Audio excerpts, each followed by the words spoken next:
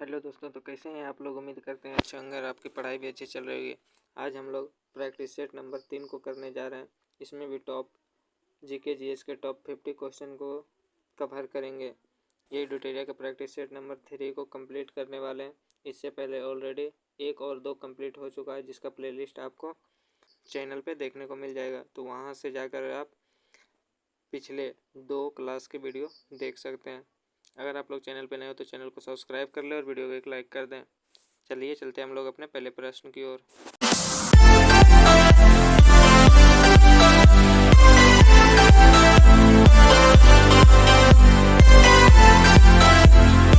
तो हमारा पहला प्रश्न है, निम्नलिखित में से कौन सा सहायक संधि की विशेषता नहीं है। निम्नलिखित में से कौन सहायक संधि की विशेषता नहीं है। तो देशी रियासतों की आंतरिक शासन कंपनी के अधीन होगी। ये इसका सही आंसर हो जाएगा। अगला क्वेश्चन है हमारा, निम्नलिखित में से किस समाचार पत्र पर वर्नाकुलर प्रेस एक्ट के तहत कार्यवाही की गई। निम्नलिखित में से किस समाचार पत्र पर वर्नाकुलर प्रेस एक्ट के तहत कार्रवाई की गई। तो वो हो जाएगा भारत मिहिर ऑप्शन बी। अगला है हमारा, इंडिपेंडेंट नामक समाचार पत्र किनके द्वारा प्रकाशित या संपादित किया गया। इंडिपेंडेंट नामक समाचार पत्र किसके द्वारा प्रकाशित या संपादित किया गया। तो वो मोतीलाल नेहरू के द्वारा प्रकाशित किया गया था। अगला क्वेश्चन देखते हैं। तो हमारा अगला क्वेश्चन है, बाल हत्या प्रथा किस प्रेसिडेंसी में अधिक थी। बाल हत्या प्रथा किस प्रेसिडेंसी में अधिक थी। तो वो बंगाल, ऑप्शन सी हो जाएगा सही आंसर। अगला है, रेशम रुमाल षड्यंत्र किससे संबंधित है। रेशमी रुमाल षड्यंत्र किससे संबंधित है। इसका सही आंसर हो जाएगा मौलवी उबैदुल्लाह सिंधी, ऑप्शन बी। अगला क्वेश्चन, असहयोग आंदोलन के लिए प्रस्ताव किस कांग्रेस अधिवेशन में पारित किया गया। असहयोग आंदोलन के लिए प्रस्ताव किस कांग्रेस अधिवेशन में पारित किया गया। इसका सही आंसर हो जाएगा नागपुर अधिवेशन, ऑप्शन सी। अगला है, निम्नलिखित में से कौन पारिस्थितिकी तंत्र के विषय में सही नहीं है। निम्नलिखित में से कौन पारिस्थितिकी तंत्र के विषय में सही नहीं है। तो इसका सही आंसर हो जाएगा एक बंद तंत्र होता है। यह एक बंद तंत्र होता है, ये सही हो जाएगा। अगला है, निम्नलिखित में से कौन प्रसिद्ध जैविक हॉटस्पॉट है। निम्नलिखित में से कौन प्रसिद्ध जैविक हॉटस्पॉट है। तो इसका सही आंसर हो जाएगा पश्चिमी घाट, ऑप्शन डी, पश्चिमी घाट। अगला क्वेश्चन, किस चक्र के संचालन में सौर विकिरण की महत्वपूर्ण भूमिका होती है। किस चक्र के संचालन में सौर विकिरण की महत्वपूर्ण भूमिका होती है। तो इसका सही आंसर हो जाएगा जल चक्र, ऑप्शन नंबर बी, जल चक्र। अगला, गौतम बुद्ध ने संघ में भिक्षुणी या स्त्री के प्रवेश की अनुमति कहाँ दी। गौतम बुद्ध ने संघ में भिक्षुणी या स्त्री के प्रवेश की अनुमति कहाँ दी। तो ये दिए थे वैशाली में, ऑप्शन ए। अगला क्वेश्चन,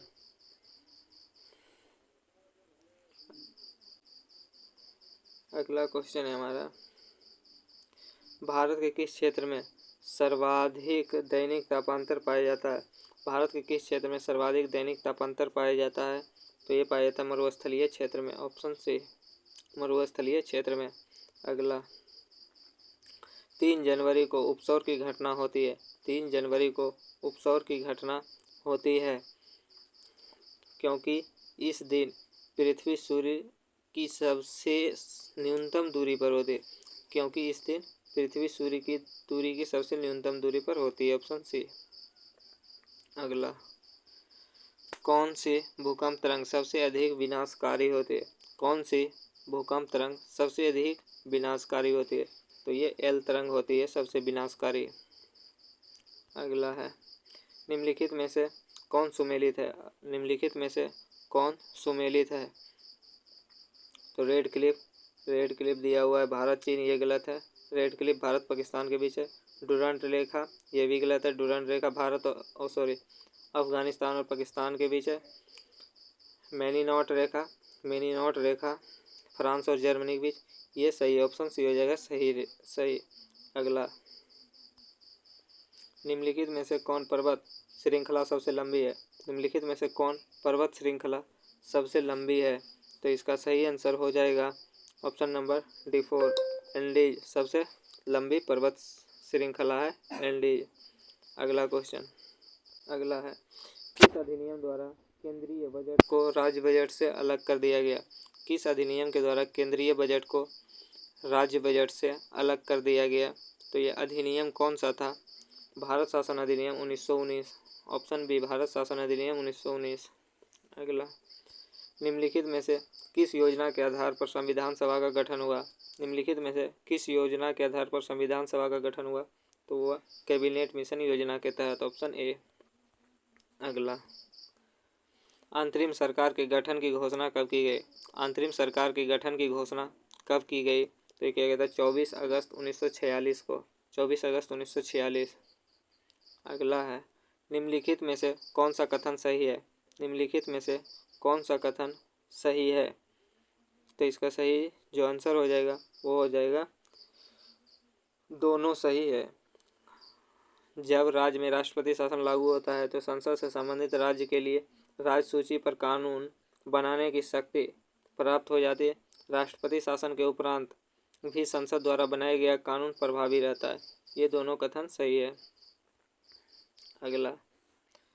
अगला है, अनुच्छेद 54 का संबंध निम्नलिखित में से किससे है? अनुच्छेद 54 का संबंध निम्न में से किससे है? तो वह राष्ट्रपति के निर्वाचन से। अनुच्छेद 54, ऑप्शन ए। अगला है, निम्न कथनों में से कौन गलत है? निम्न कथनों में कौन गलत है? तो ये है, राज्य के लोक सेवा आयोग के अध्यक्ष या सदस्यों के वेतन भत्ते राज्य संचित निधि से दिया जाता है, जबकि पेंशन भारत के संचित निधि से दिया जाता है। ये गलत है, ऑप्शन सी हो जाएगा सही आंसर। अगला, वित्त आयोग के संबंध में निम्न कथनों पर विचार कीजिए। वित्त आयोग के संबंध में निम्न कथनों पर विचार कीजिए। उपयुक्त में से कौन सा कथन गलत है? गलत पूछ रहा है, इसका आंसर हो जाएगा केवल 1 और 3 हो जाएगा इसका सही आंसर। अगला, निम्नलिखित में से आरबीआई की मौद्रिक नीति के मात्रात्मक उपकरण है। निम्नलिखित में से आरबीआई के मौद्रिक नीति के मात्रात्मक उपकरण है। तो इसका सही आंसर हो जाएगा ऑप्शन नंबर D4, तीनों। वैधानिक तरलता अनुपात, नगद आरक्षित अनुपात और खुला बाजार क्रिया, तीनों हो जाएगा इसका सही आंसर। अगला है, प्रधानमंत्री किसान संपदा योजना का मुख्य उद्देश्य क्या है? प्रधानमंत्री किसान संपदा योजना का मुख्य उद्देश्य क्या है?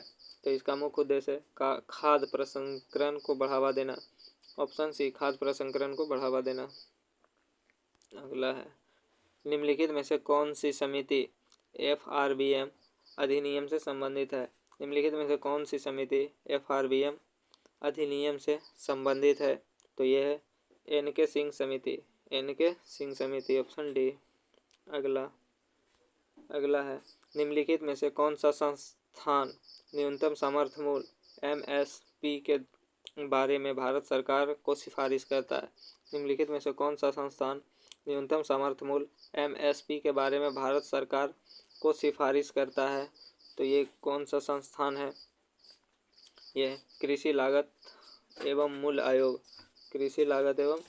आयोग।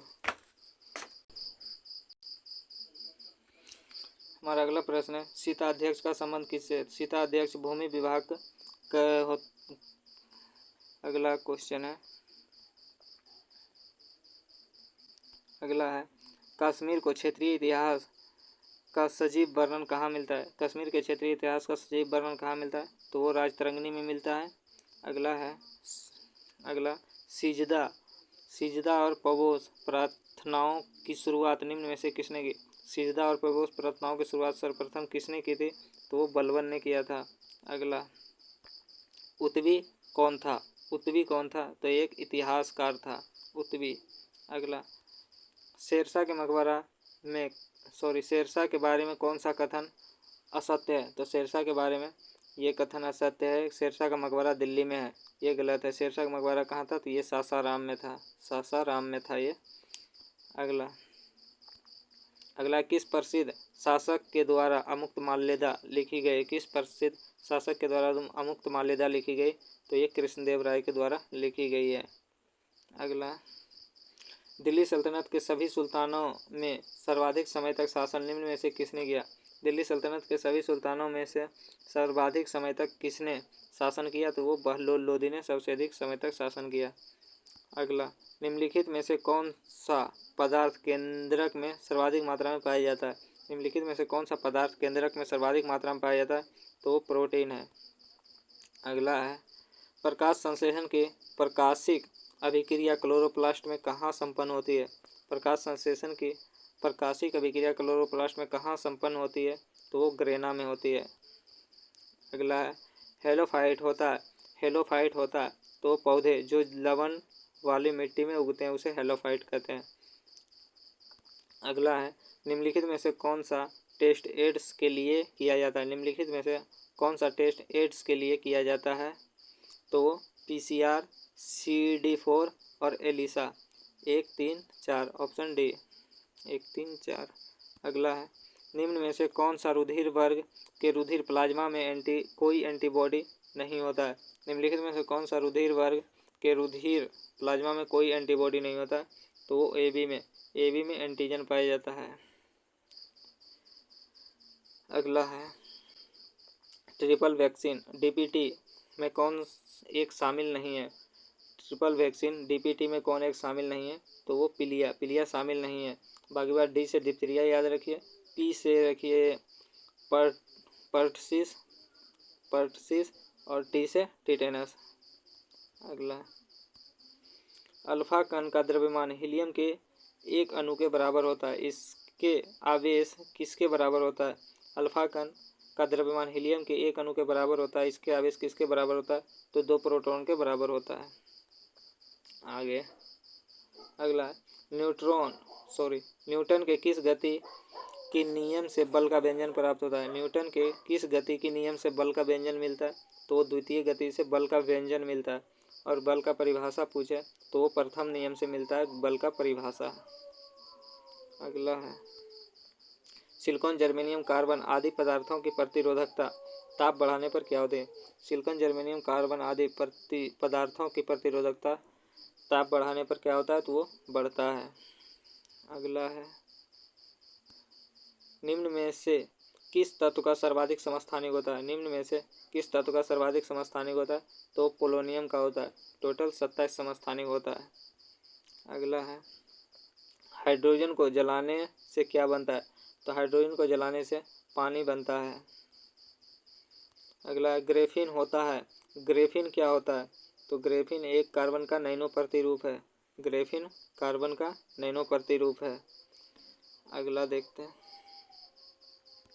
अगला, विश्व रक्तदान दिवस कब मनाया जाता है? तो विश्व रक्तदान दिवस 14 जून को मनाया जाता है। अगला, निम्नलिखित को सुमेलित करें, तो निम्नलिखित को सुमेलित करें। प्लाज्मा अनुसंधान केंद्र कहाँ है? तो वो गांधी नगर में है। और राष्ट्रीय समुद्री विज्ञान संस्था तो पणजी में है। केंद्रीय खाद्य अनुसंधान संस्था मैसूर में है। और भारतीय मौसम विज्ञान दिल्ली में है। ऑप्शन डी हो जाएगा इसका सही आंसर। अगला है, पंचरात्र का संबंध किस धर्म से है? पंचरात्र का संबंध किस धर्म से है? तो वो वैष्णव धर्म से है। अगला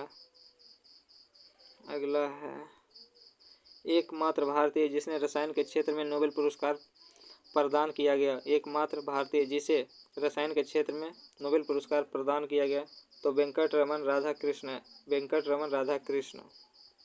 अगला, भारतीय नौसेना की पहली महिला पायलट लेफ्टिनेंट शिवांगी स्वरूप बनी, वो किस राज्य की रहने वाली थी?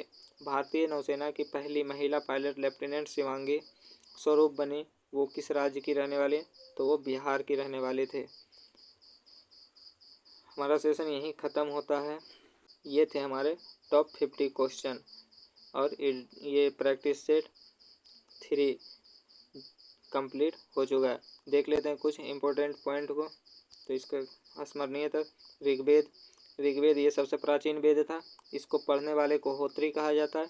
इसके तीसरे मंडल में गायत्री मंत्र का उल्लेख है, जो कि सावित्री यानी सूर्य देव को समर्पित है। इस ऋग्वेद के 9वें मंडल में सोम देवता का उल्लेख है।